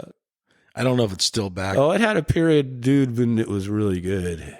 Before they dredged it. During the dredge. During the dredge. Ryan Simmons will tell you, it was like bird-lay heads. It just, because the way the guy did it, he angled it, it was just a fucking angle wave. Like at the hole you're talking about? No, I'm talking about from the jetty down. Really? Yes. So. It was good. Well, I can tell you one day, 95 or 96, and that I caught it on a northwest swell, so it was getting blocked at the hole. But we're right where the first house is at. Mm-hmm. It was 3 people out, and it was 8 foot and straight, as good as it gets. Yeah. Joel Nelson. Do you know there's a wave at the very tip of the jetty that breaks when it's huge? Never seen it break. Yeah, there's a nice Sean Collins' wave out there. Really? Yeah. I've never even seen whitewash out there. Oh, when Esther's breaking, that's when it breaks. So, okay. So, yeah. So it's huge. Huge. But the bowl's kind of blocked at that swell angle. Yeah, it comes kind in. It might wrap a little bit, but not. But if you want, not like a south swell. If you want to chase it on a jet ski, it's there for you. Okay, fair enough. 20-foot face, 30-foot faces. It's right at the tip. And then Long Beach. Yes, Long Beach. What did they do to ruin 8th place? And then. Okay, so 8th place would get south swells. Yes. But 11th place, even 12th Street would break a lot of times when it was big enough south swell. So it was smaller, a little bit smaller over there. But 8th place was this huge wave that came in. You talking Cherry Beach? No, Cherry wouldn't break, ever. So growing up, for me, I lived like 4 blocks away from there. Okay. So we'd walk. I can't believe my parents would let me go. Was the tunnel still open? Oh, yeah, 100%. I always wanted. Recently, it's just closed. Always open. So I grew up at Bixby Park, basically. Yeah, so me too. Yeah, so... Yeah. And they've changed the name, I heard, too. The Cherry Park. Whatever. I don't know. So they used to have did they have the Halloween festival there still when you were a kid? I don't know. They used to burn a witch, dude. Like they used to. Sweet. 60s. No shit. I remember in 65, 66, they used to have a bonfire and they dressed it up like a big witch. Okay. And it fucking big, huge flame. Dude, they should bring that back. It was like 60s and 70s were so loose. Everything was so loose and just fucking dating. It was people living their lives better, I think. I don't, you know what I mean? There wasn't as many restrictions. It was a trip. So I basically lived by Burbank Elementary. Yeah. In the summer, my mom and dad didn't want to go to the beach, or my dad was probably working. So my mom would I'm like 8 years old. My brother's like 6. And then my buddy Cody. Yeah. And we'd walk to the beach. The only rule was you had to stay in front of the lifeguard tower. Yeah. And my grandfather lived on 5th Place, right on the water. That gets and he bought me a good. boogie board, the very first Maury boogie board. And he gave me the worst rash. Then they flipped the material the other direction so it worked better. So I would boogie boarding, which some people say they surf when they're boogie boarding. I don't think it is. But Dude. 8th place. And I would get scared. Yeah. On a big South Swell. I mean, I don't know how big it was, but to me, it was like 10 foot. Probably really wasn't. I was like 10, 11, because I did the same structure. I lived on 7th and Orange. Okay. But I didn't have a dad. But my mom didn't fucking care where I went. She's going to work. We had this little pathway that we didn't have to stop anything. It was between houses. So we fucking every day in the summer for 3 years. And I saw my first barrel there. Like, taking off body surfing, you see the hole. Mm-hmm. And that's when it kind of started the obsession. Yeah. So it's like 8th place for me is special. It's 100% special. It's special. It's just got a little hole in it. And like, there was no surf line or nothing. So you got what you got when you got there. You just went there every day because it was summer. And then if there was waves, you'd swim out there. That's kind of. So it was like Cherry Beach had a lifeguard, 11th place had a lifeguard, and 8th place had a lifeguard. Yes. Yeah. And 5th. And then 5th was no man's land because it was down near the parking lot. So 5th, I don't remember, but then they changed the harbor. Yes. And they made the harbor expanded and brought, I don't know. But we used to swim out to the oil island. That's how gnarly we were. No, I wouldn't do that. I would drown. No, we were fucking good swimmers. I was a good swimmer. My grandma put me into the YMCA class and fucking when I was a little grom. So should they tear the breakwater down? Obvious answer, yes. Because what do you think the houses would be worth that are lined on the ocean there? I don't give a shit what they're worth. But what it would bring the property values would go way up. It would. Exactly. It's a polluted beach. But everything's it's cesspool. Just think if they just put parking meters for the surfers on ocean, how much money they'd make. Do you ever get any good days in Long Beach? Oh, yeah. I mean, novelty days, yes. So I will tell you, in high school, probably the best day ever. So it had to be 87 or 86. I go paddle out there, and I knew everyone because it was all my high school friends. Claremont? On Claremont Street. Yeah, right. Except the one guy, and I think it was Wells. Did Wells live on the peninsula? Was he friends with like Donovan? Are you talking about Mike Wells? Mm-hmm. Yeah, Mike Wells. He lives in Long Beach, right? Yeah. I didn't know the guy, but I knew everyone else. Right. So I burned him. I'm like, fuck you, I don't know who this guy is. I knew the other 10 guys out there. There's only like 10 or 12 of us out, and it was good. It was a perfect left. Head high. Yeah. Barrel. And it was hitting the buoy. You can see the buoy. Yeah. Came through the right there in that section, and that guy drowned me, dude. He was gonna kill me. And this guy Donovan, I don't know if you know Donovan, my friend Donovan, saved my life. He basically said he knew me. Right. Long Beach locals, bro. It's one time it broke. Did you tell him, hey, I can ride my bike to here? I'm a local. I didn't think he cared. Yeah, Long Beach was a special place in the 80s, especially Lynn's Perry's Pizza. We'd hang out there at the parking lot. You were a little too young. Yeah, I was. It was a Jack in the Box parking lot. We hung out. Yeah. Oh, so you had the tradition, but there was a place called Perry's Pizza right next door. Okay. So I do remember it, but I never. They would serve you alcohol in the back. It was just fucking on, just loose 70s typical. You get pulled over by cops to take your weed, they wouldn't fucking arrest you. It was fun times. Yeah, it was different. So is all this touched in on the movie of how time has changed? Yeah, you can see the evolution. That's the whole. Does Rich change over time? Yeah, he does. But he ends up going back to where he belongs, which is the longboard. So he goes from longboard to shortboard revolution to back to longboard in the 90s. Remember the weird time the weird times 70 to 74. No, it wasn't surfing. But I'm just saying, there's a weird time of surfboard banking where it was just shit. There wasn't any real surf. There wasn't pro surfing or anything. So yeah, because first world champs was Pete Tenney in 76. Right. So you had that dead zone where 66 world contests were Nat Young started the shortboard revolution, but competition started fading. So I mean, they were still doing the black wetsuit years. Well, yeah, but there wasn't money. There wasn't professional money in it. It was still all amateur, WSA, 4A, all this stuff, 3A. But it's a dead zone, and the boards were shitty. So yeah, I grew up in that little dead zone. That's when I started, 74. probably easy to stand up on the boards. You couldn't do anything. Yeah, exactly. And surfing looked horrible. And when you're like 14 and they're 7'2", they're hard to carry. Yeah. And there was no surf class, like I said. I mean, I look at the kids today that are ripping at 10, 11, like, fuck, if I would have got started and had a coach. They get coaches now. I know. After school. I know a lot after school, they go down and coach. Yeah, I know a lot of coaches. What the fuck? Good for them. Okay. I don't get At Seal Beach. Okay, I think I started saying this and I didn't finish it. In the 80s, everyone rode a shortboard when I was surfing. There was no longboarding. Yeah. Everyone was on the shortboard. Right. But the one time my buddy Shane paddled out on his dad's longboard from Harbor. His dad used to ride for Camas by Caton. Right. Got screamed at by everyone on the north side. Yeah. And then I don't think you said in like 91. Did Rich have influence on longboarding come back? Absolutely. It's in the movie. Okay. Yeah, yeah, absolutely. All right. Yeah, he blew it up. And that's in the movie. I want to see that. Yeah, he blew it up. Like so I'm saying, he went That's right why I'm back. trying to push the movie. He went so right, people know where they're going. He went right back to where he belonged. So That's yeah. But along the way, there was a lot of controversy. There's a couple people that crossed him, and you'll see that. So, yeah. This is a great piece of surf history needs to be told. It's just it's a historical piece that just talks about that special little piece of time, and it just follows the town. Like I said, it just follows the town from when surfing started there to now. Do you think that Rich was passed up by?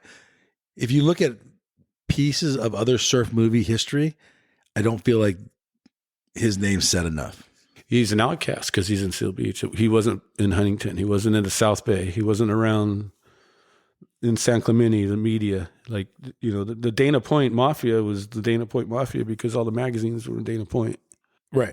So did he have who got more animosity towards those guys? No, he would just take the best photos and get them in there. But, I mean, that's just because of where he was. You know what I'm saying? Yeah.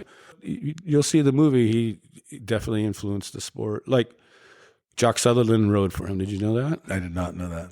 You know who Jock Sutherland is? Yeah, I just saw him a couple months ago. Yeah. A year ago. Yeah, so he went to the premiere. He was there. Jock Sutherland rode for him. Jericho Poplar rode for him.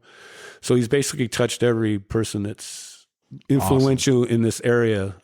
Right. Sean Collins rode for him. Larry Moore rode for him. Flame. I mean, it just keeps going on. Ryan Simmons, Marty Thomas. He was a Grom, but he rode for him. So he's in the movie. Yeah. So since we've had our first opening, we've sold out 8 shows. Wow. What is the audience saying to you? I haven't heard a bad response yet. I get a couple, well, you should have done this, you should have that. But overall, yeah, that's typical. You can't tell someone's life story. And how long is the movie? Hour and a half. Hour and a half. There's no way. It's impossible to cover everything. Well, you get a lot. You can cover. But you get people that say, hey, why didn't I get in there? Like, of course. You get that. Like, that's ego. But other than that, everybody's been loved it. And like I said, Long Beach is an older town, so I had a lot of older people come. The people that were friends with Paul Dunlap, who ran the Bay Theater, who don't surf, came. Okay. So I got a lot of feedback from them, and they loved it because of there's 2 other aspects besides surfing to the movie. It's the history of the town and the history of surfboards themselves. So, how many people walked up that haven't surfed in decades that have come in? Who's the audience? Is it all 20-year-old kids drinking beers? It's everybody. It's the kids that still ride harbors today. Is there generations where grandpas come over grandfathers, with exactly. Grandson? They got 80-year-old guys that were. I remember that shop when it first opened, coming to the movie. Yeah, it's like. It's craziness. Or my father used to have a harbor. I still have it. I hear a lot of that. Those are the guys you are like, yeah. Hey, let me check that thing out. It's probably an heirloom. Like, they're going to keep it, which Good is for them. yeah. As it should be. Everybody knows the triangle. They're like, I remember seeing the triangle. I never knew. Like the people that don't surf that live in town, they go, I always see the triangle. Now I know what it is. Really? Yeah. So. And do you touch on how he came up with that symbol in the movie? We did, but we had to cut it. We had to cut so much. So yeah, but that is an interesting. Now? Yeah, it's an interesting story. Yeah, so he originally made it like a diamond. Okay. And there was a guy named Bob Olson that had the logo first. Yes, because when you're holding that, I'm like, I know that symbol. So it's a diamond like this. So he goes, shit, I can't use the diamond. Mm-hmm. So he lops the bottom part of the diamond off and makes a triangle. Cool. And he goes, I'm going to make it big, 15 inches big. Yeah, I like it. So It's the most recognizable logo to this date. Yeah, and even like in the 90s, they put the little paint down the middle. Remember that? Yes. And they did a lot with it. He's reinvented it. He's a marketer. He's great. And he's an artist. Awesome. And his brother was into graphics too, which helped him.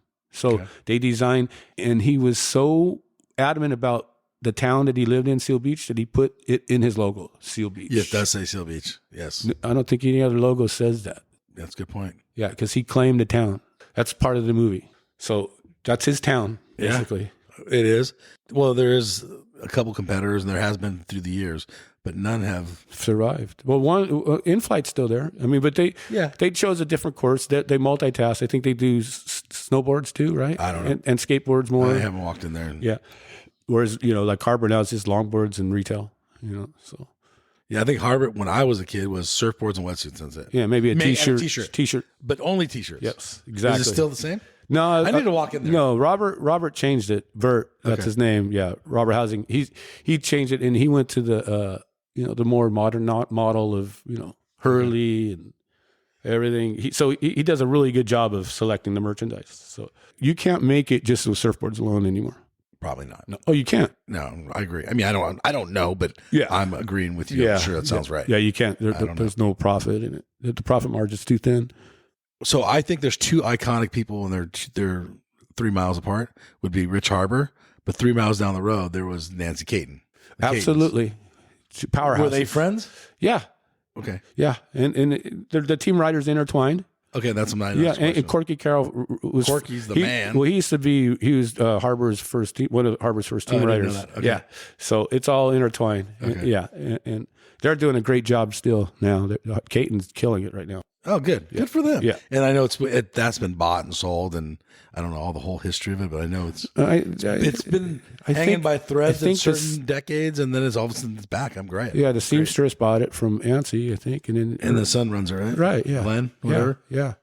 He's doing a great job. Did you ever walk in there and meet Nancy? Yes. Nancy was the greatest lady ever. I got a video of me and my hot doggers in the 70s skating. I used to come in there my friend's dad used to ride for him, and they had the shack back in the 60s behind Surfside. Yeah. I talk a lot about me on the podcast. I normally don't, but I walked in there and I was fried, right? I was surfing crabs, and we were just taking a break, and we were going back to crabs with my buddy's mom. And she goes, "Mike, you can't do that. Here's some bullfrog." She gave me when the bullfrog first came out. Remember bullfrog? Yes. And then I tried to wear it for a little while, but that shit burned the shit out of your eyes. You're just a grom, dude. I was dying though. We had zinc oxide in our day. That was it. That was way better. Bullfrogs are worse. They make that shit still? I never wear sunscreen. Never do. Never have. All right. Never have. I heard it causes cancer, but I don't know. Yeah, whatever. Everything does. Yeah. The movie's playing soon. Yeah, April 19th. Okay. And in June. The Bay Theater's putting on a surf film festival. They're putting it together right now. And there's going to be, I don't have the date. It's going to be in June. It's going to be a week-long process. They're going to start it off with Endless Summer. And then they're going to show, I think they're going to show the Lance Collins movie that just came out. Oh, the Lance Collins movie. Epic movie. That's what I heard. Epic. And I think they're going to shoot Busting Down the Door. And they are doing Busting Down the Door. I think they might. Which is another fabulous movie. Yes. And then I think they might do the cigarette board thing. That's out. Oh, okay. I didn't see that, but yeah, I heard it's cool. Yeah. And then they end it with Harbour Chronicles as the last one. So this one in April, as you said, 19th. Yeah, it's sold out. Oh, it's already sold out. It's already sold out. Okay, so what are you doing April 19th? I'm gonna see a movie maybe. I'd love to. Well, I do have a couple promotional tickets ready for you. Yeah, I got 2 tickets for you. You ready to go? Okay. Yeah, I really am excited to see this. Okay, good. Thank you so much. You're welcome. Take the wife, enjoy it. Yeah, have nothing but good reviews. There's popcorn and Coke there, and the Bay Theater's awesome, dude. So you kind of talked about it. You're doing some film festivals stuff. What do you feel like you're going to do with the movie? I don't know. I mean, I'm supposed to get a publicist that keeps it in the eye of the storm. So let me ask you that. Does all this shit, like a publicist, cost you money? Yes. Or do they make money off the movie, the income you take? I think you have to pay them like a monthly fee for them to keep. Ouch. Yeah, so it just keeps going on and on. I'm feeling it out right now. I'm going to do the film festivals this year and see how I do. And then, I'm not going to stop. So Is making a movie a full-time job? it looks like it is, kind of. Okay. Would you make another movie? No. You would not? It's not at my age. Really? Remember, this thing took me 12 years, dude, like 13 years. Okay. So, like, I don't have a production team. I'm a one-man band type of deal.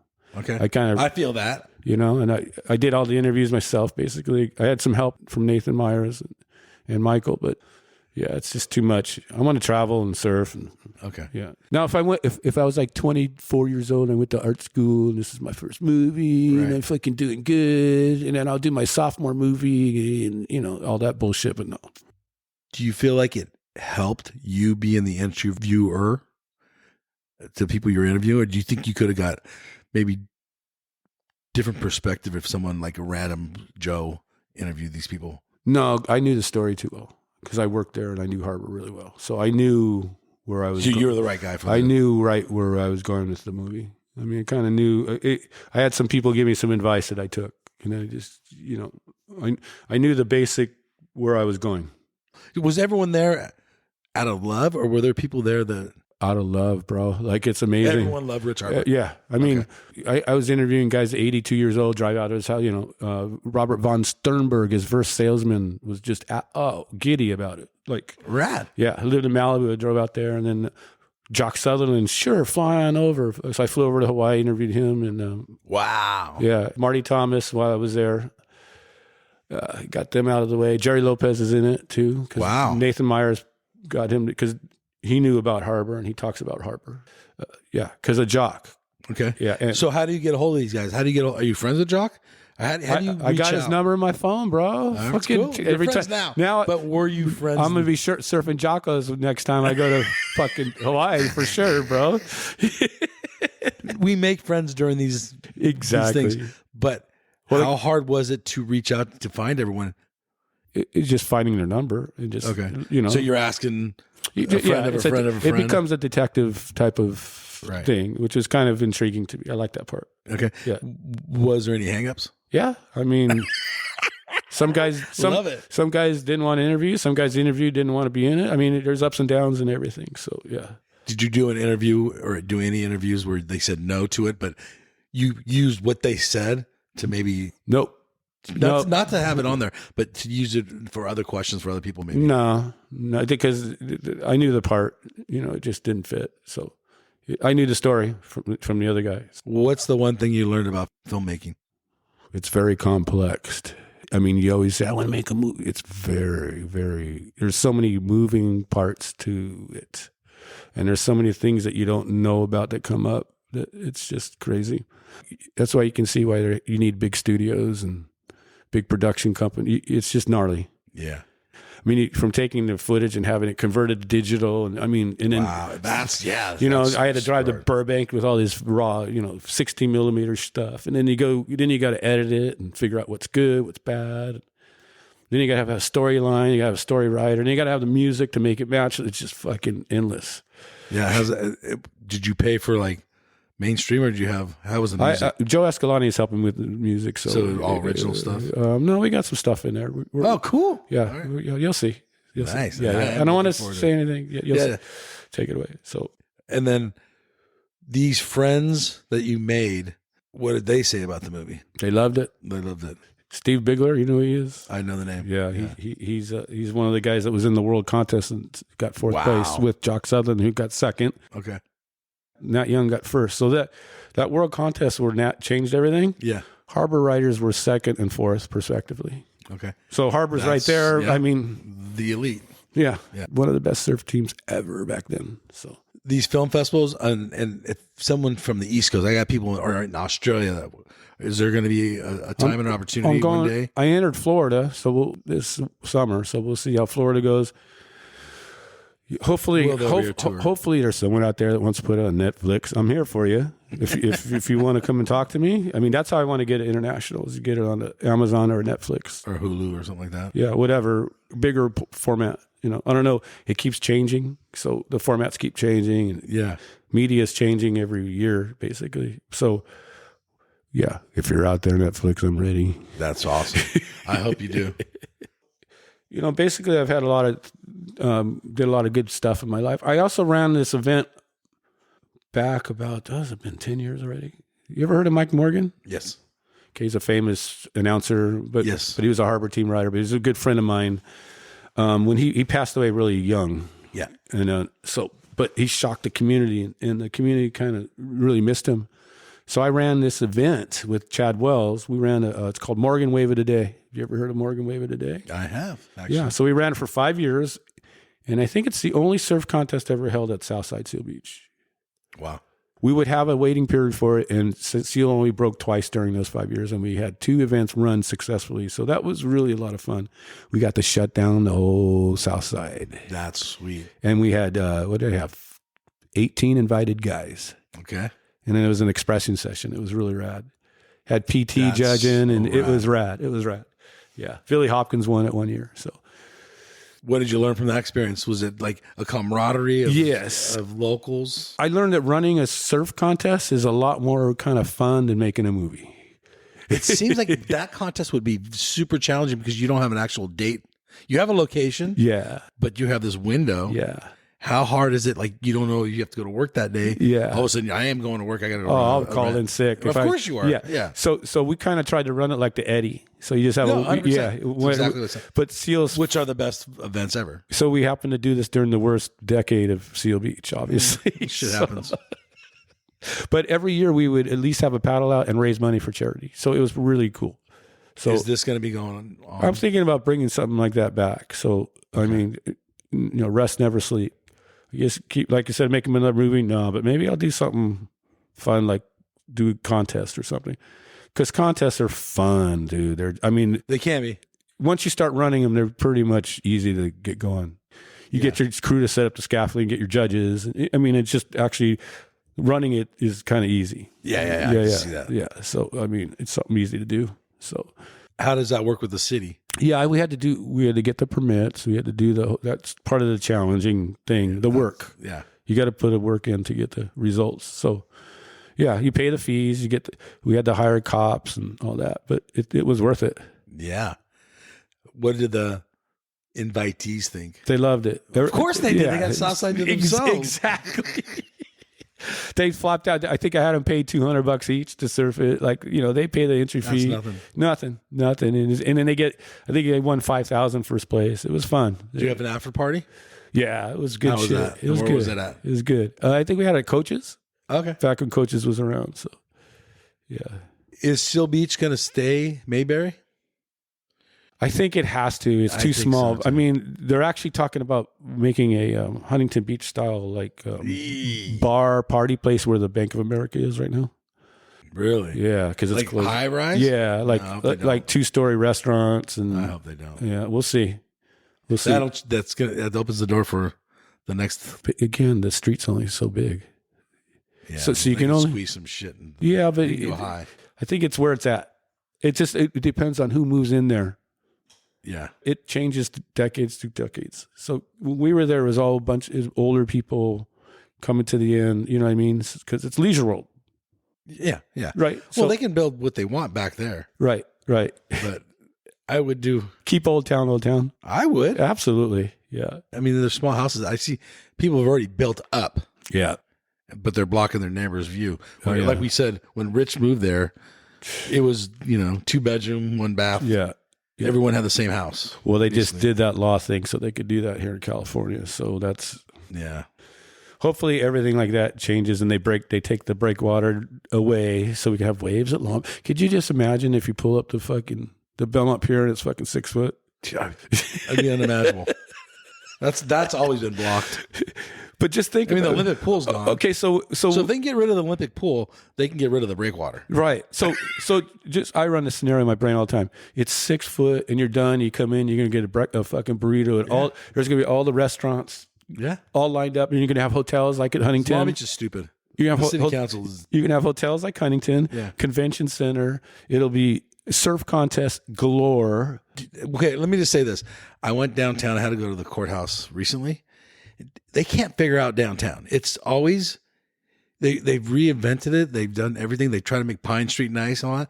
It's just shitty. It looks like Soviet Union with all the commercials. It's horrible. They have a lot of old buildings they should have kept. They still have some of them. They should have kept them and But they have all those apartment buildings now, right? Yeah, it's just shitty. Have you gone down Long Beach Boulevard? Yeah, I've been all around there. Yeah, it's awful. But they're trying to make it better, but it sucks. So let me ask you, what is all those surfing could change that, to be honest with you. All those people living in all those apartments, what is the basis of employment for the area? I have zero. Where the fuck, what are they doing for work? I don't know. Taking the train to where? To where? To fuck. LA? What do you do in Long Beach where you have to live in a 2020 fucking apartment? I don't understand what they did. Yeah. But what I don't want to see is Seal Beach happen like that. Yeah, I don't think they'll let it go that high. It's good if they're smart. No, yeah. But I think taking the breakwater down would change the demographics of Long Beach. Not that the demographics are bad. Yeah. But just absolutely. More of a... They would have to do it... It would become better than Huntington. They would have to do it from Cherry south because everything's always built in there right now. They got the harbor. Put another little breakwater right there. Yeah, but they got to protect the harbor and Queen Mary, and then from there out, and it's game on. So Cherry Beach would just be popping. Yeah. Let me ask you a couple. Let's go back to you being a photographer. Before you started this fabulous movie, I'm looking forward to seeing. Yeah. What's your proudest proudest photo you've taken, or maybe a day? I have a couple. I did flash photography. I got a shot at Trans World with Tom Carey. Oh, okay. And that's I'm a teamwork guy, so I love teamwork. And that was kind of my proudest moment to get a flash shot going, you know what I mean? The timing and everything. He was holding the flash. I was on the land because he's the swimmer. Yeah. I just got it at the right time. I was kind of, to him, it's probably no big deal because he has so many good shots. But to me, that was one of the pinnacles of modern surf photography. You don't see flash anymore usually. Yeah. Okay. What about the first time you were in the mag? Your first picture? Yeah, Grant Ellis was the editor at Surfer, and he ran one of my photos of the lowers contest, and it was a quarter page, and I was like, wow. Fuck yeah! It was a half of the page. It was a half a page. Okay, and it was a Brazilian. I forget his name. He's doing a little snap, and I was like, and I got it at the 7-Eleven on 12th Street in Seal. I was fucking looking. Oh, there it is, because back when you used to look at the magazines, same fucking stoke. Okay, yeah, that was epic. Do you feel like there's any photographers you see today, do you know anybody by name that you're impressed by? Oh, I'm so out of touch. Are you out of touch? Jeremiah, it's easy to come out of touch. Well, right? Who is it? I see Jeremiah Klein still. His shit's the bomb. Jeremiah is really good. I think the old school guys are still holding it down. Pat Stacy, those guys. Okay. I know Flame has a contest every year. Follow the Light. They do a Follow the Light, and they give a sponsorship or scholarship to an upcoming photographer. I just haven't been following it. Is photography art, or is it a job? Oh, it's absolutely art. Oh, you mean surf photography doing it? Well, do you approach it as an artist, I guess? Both. Or as I'm a working man? Well, it's both. Okay. It takes work to make art. You got to do the work, man. You got to fucking line it up. You got to figure out where you're going. You got to get the surfer there. You got to call him up. You got to make sure it's offshore. The sun's the right angle. It's work. Is there a location you would ever want to shoot from that you never got to? Wow, good question. Yeah, Chopes probably. Would you paddle out there? I'd sit on a boogie board at the end. They have cleanup sets there too. No, but if you sit on the end, there's a little sweet spot you go over, but you're not going to die. Yeah, okay. Where the boat is. Have you been there before? No, but I'd be out just in front of the boat, so I can grab the fucking boat or just get the water angle low. What about proudest surfing moment? Oh shit! Well, the first one was when I stood up and cut at crabs. Cutting. So you remember that? Oh fucking! I remember my first cutting the wave. Yeah, too, and I'm supposed to go this way. No, I'm not supposed to go straight. I'm supposed to go this way. Yeah. It was like you finally could do it. That was a really proud moment of mine. Okay. And then probably was I proud? Yeah, making the final of a longboard professional contest. Wow. Okay. Yeah. That's pretty huge. When I was 38. Okay. Yeah. What's your style of longboarding? Do you wear the cruisy kind of guy, or you? I like to turn more and just 90s, like Ted Robinson versus like a Nat Young. Ted Robinson, classic Nat Young. No, I was more like a. No, I'm not saying Dale Dobson. He's too good. No, I'm not saying you're as good. Maybe as them, but style wise, is it more graceful or more aggressive? More shortboardy. Okay, because you come off Well, I tried to mix it. I tried a longboard and shortboard at the same time. That's 50-50. Yeah. I tried to go 50-50, but I'm so old now. I don't. Just riding a wave is fun. What's your quiver like today? It's a 10-0 Harbor and 10-0 Single stamps. fin? Yep. Okay. 2 10-0s, and I got a 9-8 banana. Any thrusters in that lineup? No, I'm all single fin. Just single fins now. Yeah. You don't want to get back to being Can't. a little more? I can't. Yeah, you look healthy. I look, but I'm 65. My back's Still. fucking thrashed. No, the back, yeah, the back you know. could be a problem. Yeah. Oh, okay. Dude, you know, shoulders are wasted. So, Best board you ever had? oh, That's the whole gamut. Which one was it? Pick an air. it's a tri-fin. It's a thruster Harbor made for me. Okay. Yeah, probably 84. In the process of working with Harbour, did you go in the room? Oh yeah, you with me Or shape? was it when he was shaping your board? Oh yeah. Did you walk the process with him, or was he one of the guys? Tell me what you want. I know how you surf, Chris. Let me get to work, and I'll hand you this product. He would listen to you and he'd give you feedback, but then he'd always kind of end up doing what he was going to do. Okay, You know what I mean? Yeah. So he kind of led the way for you, and then as a shaper should. yeah, you know what I mean. I think because I didn't know what I was talking about. I just know that the board did this and this and this. right. So I didn't know what to do to make it do this, this, and this. How many liters was it? I didn't have Just liters. kidding. I know. I was probably 2 3/4 to 2 7/8 back then. Yeah. Did it make you stand up a little straighter riding a Harbor in Seal Beach? Straighter? Yeah, like, taller. A little more like you're the man Yeah. versus you riding an ET from It gave me well, and I worked there, so I was double proud. Okay. So yeah, I was double proud and double cocky, maybe little cocky. Let's talk about Chris in the 90s, 80s. Who was Chris? Two outsiders. 80s or 90s? Which one? Okay, both. I was already on the inside. I became an insider at probably 1979. Okay. Breaking through because I was writing. So you're from this timid little kid surfing crabs. What did you turn into? I just stuck up for myself. I just got to a point where I said, "Fuck you." Okay. I'm going to wait my turn, but I'm not going to let you take off in front of me. Like, fuck you. But if they did, what would you do? Let's go. You gonna fight? Oh, yeah. Did you? Couple times. Did you more talk? It was most of the time it was talk. It was more of a bluff. Right. I was on the beach waiting. They didn't come in type of thing. You know what I mean? Yeah. So, and then I got my ass kicked once really well. Good. I misjudged things. Was it a bigger person? No. Who broke it up? No one breaks them up back then. Okay. Until it ended? Yeah. Did you have to physically give up? No, it was a pop back and forth. Down? I go, dude, you got me. That's good. Okay. Let's fucking go back, sir. Fuck it. You win. All right. Was this in Seal Beach? Yeah.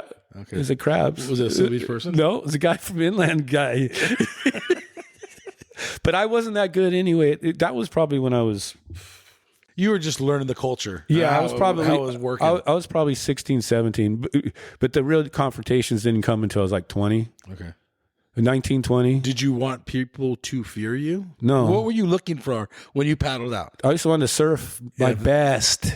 Okay. I wanted to let my surfing do it. Okay. No. But you had no problem telling people to get the fuck out of the way. I became very possessive of a certain area, yes. Okay. Do we need to bring that back today? To some degree. I think we do. I think they need to respect the locals. But then you're back to what is a local. Everyone knows. They can figure it out. They can figure out if. Yeah, I mean, if the guy, I guess if the guy surfs every day and he's from Bellflower, we're not going to call him a local. We can call him a regular. Let's do this. How about if you got, but you still know him. Yeah. Okay. How about if we do this? You got 6 guys at one peak, and the best surfers get the best waves. Right, but they can't be wave hogs. You got to. That's what I'm saying. Respectfully, if everyone, ideally, you want everyone to rotate it, and it doesn't matter where you're from. There you go. Okay. Right.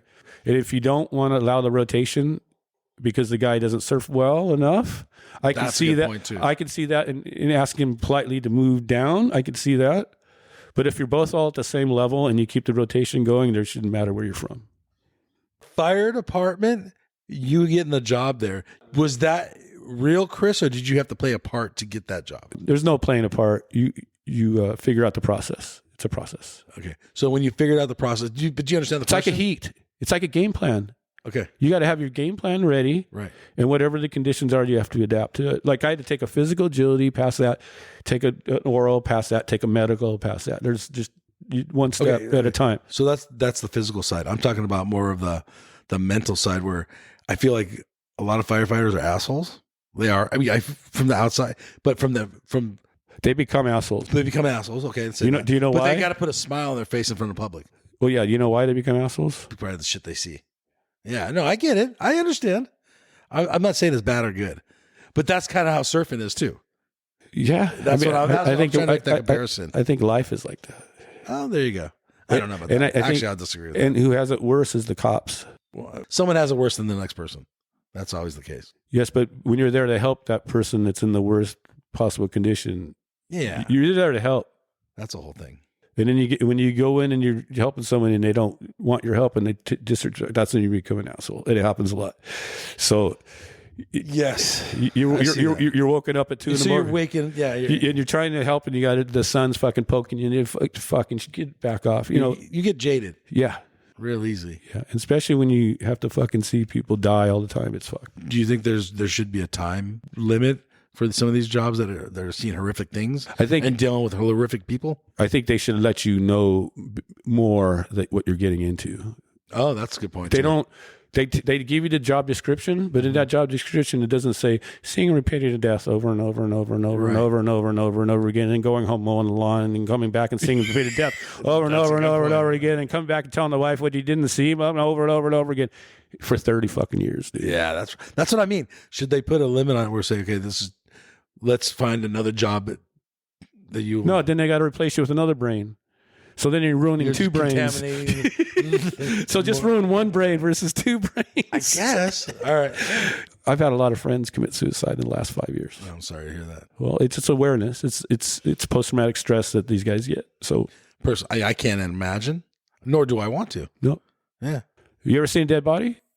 I mean, yeah, the funerals and stuff like that. Oh, but have you ever a freshie? I saw, yeah. Okay. Last year. In a car accident or? Motorcycle accident. Yeah. I looked down before the fire department was there. Did you have to I saw blood, but when the blood was coming out of his eyeballs and his ears, I knew he was done. Did you have to take his helmet off and cut the clothes off and I just take drove his right pulse? by him. I looked down and I was gone. Okay, so the guy that had to take the helmet off, cut the clothes off, hear me out. Yeah. Take the pulse and pronounce him, gets back in his rig and goes to another run right away and forgets about this one. Yeah, no, it's not right. But someone's got to do it. Yeah. So what I'm saying is they should make sure that you're the right personality. They don't do that. They just hire you. Does that make sense? Yes. But is there ever a right personality? Yeah. You never know how the brain works. How does it turn out? Yeah. That's what I was thinking. There should be time limits to find a secondary job where you can get out of the violence. Yeah, but then who's going to do the violence for your part? Well, there's 20-year-olds coming up every day. But that's what I'm saying. You're going to ruin two brains. No, I get that. I don't know. I don't know the answer, but I was asking you. I was comparing them to surfing. Yeah, we're all nice on the sand and in the parking lot, and then we go in the water and we're a totally different person. That was my point. See, firemen are only supposed to fight fire. That's kind of what that's the old school days. That's but in your brain now you're longing to fight a fire. You don't get them. You're going to go save someone's grandma, or pick someone up out of bed that's 400 pounds 3 times a week. See, yeah. So that would get me jaded too. Yes, and then you don't get firefighters, and you don't get fires, and you're like fuck. Oh, and then you'll get a fire, and you're like fuck yeah, right. But then you're right after that, you're back to the bullshit. So it's you sign up for one thing and you get another type of thing. See what I'm saying? Yeah. You're aggressive. You want to go in and fight fire, but you're helping out the grandma. Yeah. So you have to. Your whole course changes. It's a trip. And then you got to put. Yeah, I get it. Yeah. Once again, I was trying to compare it to like. Yeah. It's pro surfers too. Yeah. You know, they got these pro surfers. They got to sell trunks. Right? Yeah. And they got to be nice to me when I walk up and say, "Hey, whoever, Joel Parkinson. Hey, what's up, buddy?" And the guy's like, "Fuck, dude, I just been on an airplane for 20 hours. I just wanted to surf real quick. I don't want to talk to anybody." But they have to smile and but not in the lineup. They'll fucking hop you in a heartbeat. You know, yeah. And do you let them go? Joel Parkinson, I would. Any pro? Not any pro. Really? Okay. Yeah, there's several. But then I've surfed. I'll tell you a story. I've surfed next to a huge name pro at Lowers, and I never thought he surfed that well. But then when you surf next to him, Yeah, it's different. and he's doing 3 more turns than your 1 turn with radius, Yeah. you realize why they're there. To me, I yield because it's their job. Oh, that doesn't matter. And it's their office. They're still paddling. I'm in their office, kind of. So not if it's your office where you're there every day. Trestles is in my office. Right. Okay, that's a good point. You know what I'm saying? If they showed up at Seal Beach Northside and it was 6 foot Northside, I'd fucking, I would embrace them because, of course, because us 3 would catch more waves than the other people. See what I'm saying? It'd kind of make everyone leave. So you want to be on the shoulder? Yeah. Or sit shoulder to shoulder. Yeah. No, I get it. Yeah. I don't know what the answer is. Every situation would be different. Sorry you had to go through all that bad shit at the fire department. I'm glad you retired. Yeah. Is it easy to let it go now? I know this is personal. You don't. No, it's good. I don't really miss the jobs, but I miss the boys. Okay. I miss my crew. I miss You miss staying up 24 hours? the camaraderie. Well, when you're with your boys, it's fun. Okay. It's like being with a bunch of good surfer guys, just fucking you're getting paid. Okay. So you paddle out at Northside. You paddle out compared to surfing again. Northside or river. You have kind of 2 different crews probably at those spots. Right. But then you might surf crabs and you have a whole different crew. Right. That you don't like those guys. Right. Did you ever get on a crew where it's like, I don't like these guys? Yeah. I need to get out of here. Yeah. So with our department, we could bid out every year. We could go to a different spot. So you got to suck it up for a year. Suck it up for a year, and then you always end up finding who you want to be with. Kind of. Yeah. You do your little research. Oh, Joe, he works here. I'll bid that spot, and that's when you have fun. And I got to go through the era of fire department when it was fun. It wasn't as politically correct as it is today. Okay. Yeah. So it was a different. Is it good or bad being? Well, we were watching fucking porn all day long.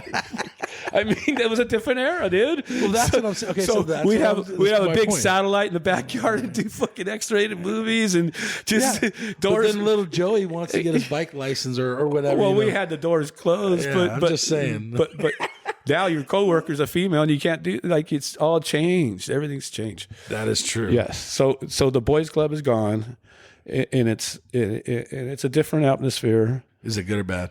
I don't want to say. I mean, it's different. You said enough right there. I mean, I saw the commercial where the fire lady was saying that if her husband was in that burning building, it's his fault because he was in there. Did you see that? No. It was after the LA fires. Yeah, I don't know. Anyway, there's a LA lieutenant that was saying, well, if my husband was in the house and it was burning, that's his fault. So it's a different mentality than when I would say, fuck, if someone's in there, I'm going in and getting them out no matter what. Oh, I'm going to go in there and fucking get them. That's why I fucking signed up. Stay low, avoid the heat. I'll find this fucker. I'm going to get him out. It's a different mentality. Even if it takes your life. Yeah, it's a different mentality now, bro. So everyone's on Instagram and shit, and it's just different. It's a different, and the generations are different now. So, a lot of the kids now don't want to run into fires. Okay, so you're retired. Do you have any other hobbies besides filmmaking? Surfing. Play the guitar a little bit. Okay. And are you in a band or anything? Huh? Are you in a band or anything? No, not that good. But okay. I'm starting to obsess on it. So who knows? I might end up in a band. That's your goal. You haven't set that goal yet. I haven't. We'll find I'm out. not completely obsessed yet, but I'm starting to learn it. So watch out, man. What instrument? Guitar. Guitar. Yeah. And is it fun? Oh, it's a challenge. But is that so? It's not fun yet. Oh, it's totally fun. It's one of the more rewarding things when you hear a song and you can play it. And how do you pick your days you're going surfing? By the wind, I just look outside and I look at my old buddy's website, Surfline, Sean Collins, who was a good friend of mine. So I stay connected with them. They take care of me. Like they still give me a deal because I do the photos from back, and I still submit to them. Okay. On the swell stories, but the swell stories get smaller. The photos are so small now. I barely even go on Surfline anymore. Yeah, it's still a good spot. I mean, keeps you in tune, like with the surf. So. Surfline, I remember 976 Surf. Yeah, that was and then you had the it cost $1, and I was younger than you. Yeah, so we'd all have to take turns. Like there'd be a group of 8 of us, and we'd have to decide. All right, it's your turn because my mom's going to be pissed. Right? So we rotated around the neighborhood. And how is it, man? He says it's 1 to 2. Yeah. And he was, okay, so when he would do that with Seal, he would keep it small on I purpose. was fucking all the time. Yeah. It was called the Seal Beach Scorpion Bay Shadow. All right, there you go. Because he loves Scorpion Bay too. So Okay. yeah. He would keep Scorpion Bay under wraps. Yeah. And he would take his friends to Scorpion when it was rolling. Cool. Yeah. I would love to go. So I got invited to go with him, but I had to take the test for fire department. So it was pivotal. Good thing Yeah, take the test. I took the test. Well, Chris Sardelis, thank you so much for coming on the QuiverCast. We touched a lot. Yep. And we're going to keep everyone updated on April 19th, 8th year. You're going to tell them how the movie was. I am going to tell how the movie was for sure. Yep. And then in June, we got a big push. Yes. For a whole week, Surf Film Festival. So are you on Instagram? What's your handle? What's your handle? The QuiverCast. The QuiverCast. On Instagram. And I'm Sardelis Photo. Sardelis I will PHOT. put all that on there. Absolutely. The show notes. We'll put the dates. Is there a website for the movie? Yes, harborchronicles.com. Sweet. I'll post all that. Okay. Anything else you want? All right, everybody. This is Mike and Chris Sardelis, and we're out of here. Later. Thank you. You go left, I go right. Man, this wave is out of sight. Going surfing, going surfing, going surfing with friends. Ride this wave to the shore. Paddle out, I'm gonna catch 10 more. Going surfing, going surfing, going surfing with friends. I don't care if it's wrong or right. I'm gonna do it all day, I'm gonna do it all night. I'm going surfing, going surfing, going surfing with friends.